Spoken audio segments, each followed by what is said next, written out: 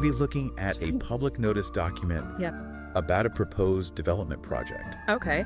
in the Nangang district, the Yuchang area specifically. Interesting. They're looking at taking this old industrial zone and transforming it. Wow. So this deep dive is a chance to Yeah. kind of peek behind the curtain and see how cities evolve and adapt. Right. And we're going to be focusing on a neighborhood that's ripe for some change. I think what's fascinating about this project is that it's not just about like putting up some new buildings. You know, it feels like the developers Right. are really trying to make a statement here about sustainability Right. and maybe even set a new standard for urban development for the whole region.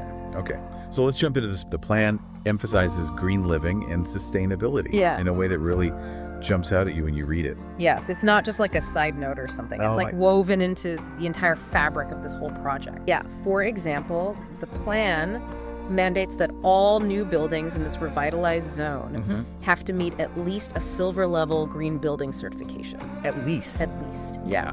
Yeah. And they also have this requirement for a 70% green coverage ratio. Okay.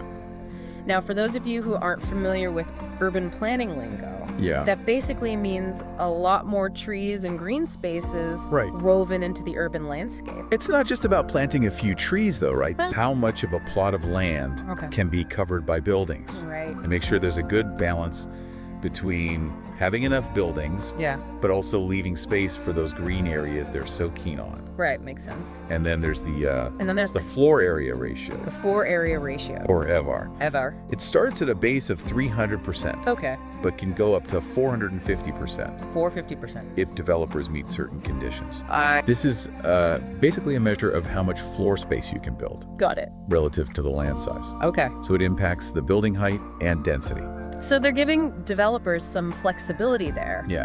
But with some pretty clear guidelines in place. Exactly. But let's not forget about the people who already live in this area. Yeah, that's a good point. The document mentions urban renewal, which often involves relocating residents. Agreed. Either temporarily or permanently. Yeah. And that can be pretty disruptive. Absolutely. And the document doesn't really go into the nitty-gritty of exactly how they'll handle that relocation process. Right. But it's something they're definitely going to need to address with a lot of sensitivity and transparency. For sure. It's important to remember that these aren't just abstract plans on paper. Right. They affect real people's lives.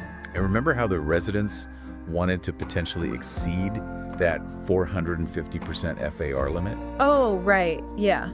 That decision could have a direct impact on how many people can ultimately live in the area once it's redeveloped. That's a really good point. Yeah. The way these provisions are implemented will have a very real ripple effect on this community. Absolutely. It's a good reminder that urban development is as much about people as it is about bricks and mortar. Trying to revitalize an area while respecting the needs of the folks who already live there. Yeah. A tough balance. For sure. But let's shift gears for a second. This project in Taipei highlights that complex balancing act. Right.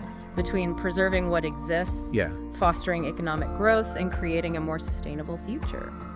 It definitely makes you think about those priorities for urban development. Absolutely. Not just in Taipei, but in our own cities and regions as well. For sure.